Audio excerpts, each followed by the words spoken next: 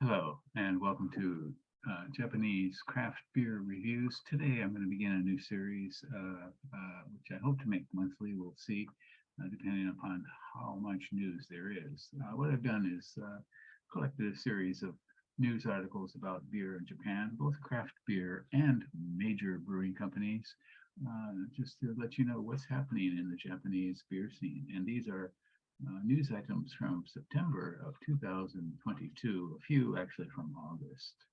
And get going here. Here are the 8 different items I have. Heiwa Shuzo has opened a Tokyo Brewpub, and Brewer Brewworks and Digital Blast are working with yeast in different gravity situations. Major Japanese beer makers, 2 stories. First of all, about their revenue for the first half of 2022 and their net profit for the same period. Asahi and their price raises, which are coming. Sapporo and their acquisition of Stone Brewing in the United States. And an interesting campaign by the Japanese government to get people drinking more, especially young people. And finally, beer events and festivals. Let's get going. Heiwa Shuzo, which is a sake maker in the area of Wakayama, has opened up a brew pub in Tokyo, and this is specifically for Doboroku, which is a mild beverage, somewhat similar to Nigori sake.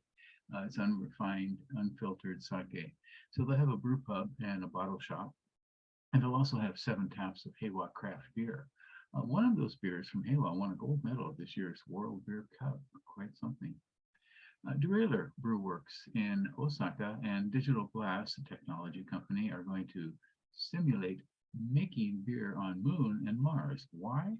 Well, people will be traveling probably at some point, and they might get thirsty. So Brewer Brewworks, which is based in Nishinari section of Osaka, rather rundown, one of the poorest areas of Osaka, and they're quite well known for giving employment to disadvantaged people, and physically disabled people, and so forth. And what's going to happen here is that we're going to work with a company called Digital Blast to cultivate brewer's yeast in varying gravity conditions using this AMZ gravity generator. So Derailleur Brewworks is also well known for their rather unusual, some might say transgressive labels. And you have a couple of examples right here. You can visit their website to see more. Major Japanese brewing companies and what happened to them in the first half of 2002, and their revenue was higher in the first half for most. All of them posted year-on-year growth in revenue during January, June.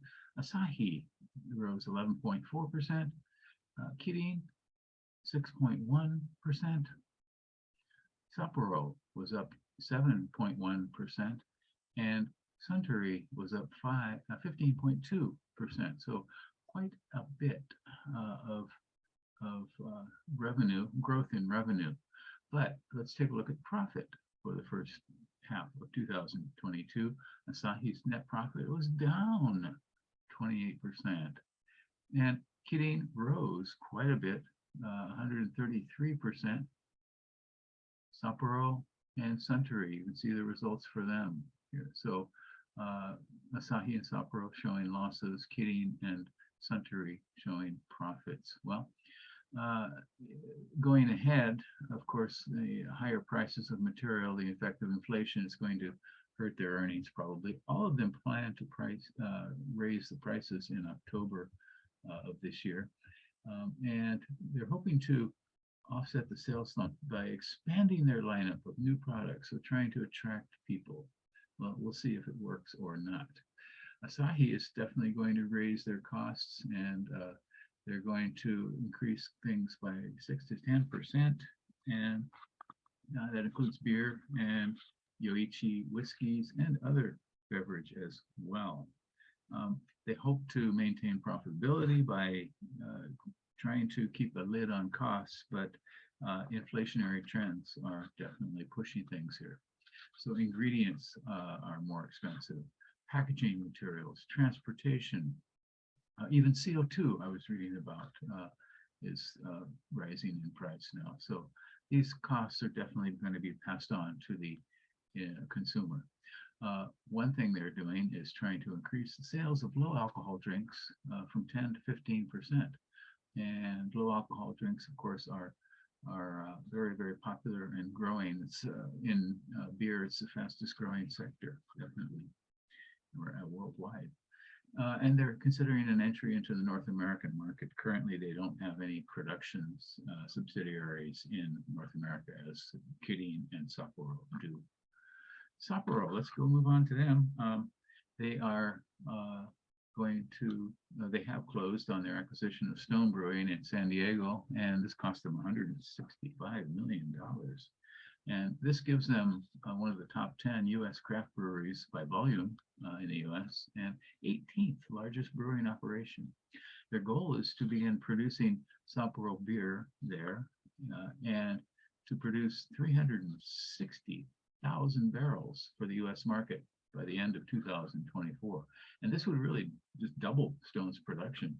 You can see what Stone produced in 2021, doubling that production there. They don't plan any changes in jobs, and they don't plan any at Anchor either. Anchor, which they purchased earlier, kind of a legacy craft brewer, and they've pretty much been hands off, which is probably a smart thing. Okay, and let's take a look at a kind of unusual bit of news. The Japanese government has a campaign to get people drinking, especially people in the ages of 20 to 40 years old. Nationwide competition called Sake Viva. And what this is they're asking people to give them ideas to encourage others to drink more alcohol. And you might say, why? Well, the problem is the tax, alcohol tax. And you can see how alcohol tax has provided less and less of Japan's tax revenue, from 1.7 in 2020, from 3% about 10 years ago, and 5% about 20 some years ago. So the revenue that Japan gets from their alcohol taxes is decreasing. So alcohol consumption in Japan, of course, is falling. So from 100 liters per person a year to 75 people per year over 25 years.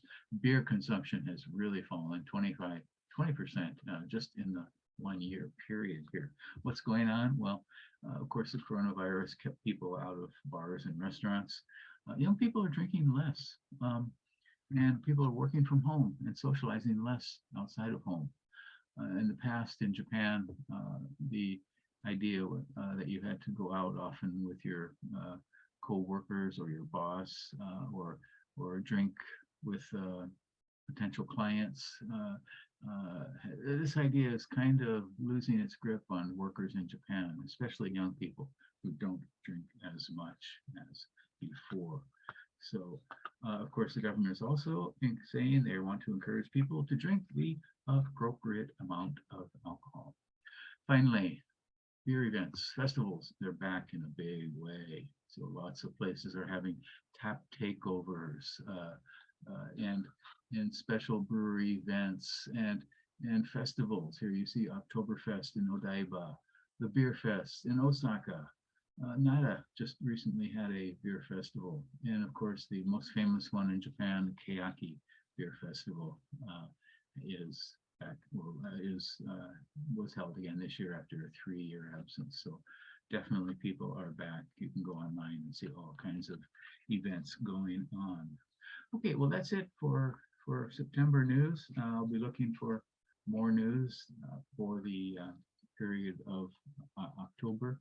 And if you have any ideas or any information on interesting news related to beer in Japan, please let me know. Okay, that's it for today. I hope you subscribe to the channel and leave me a comment. Okay, bye-bye. Take care. See you later.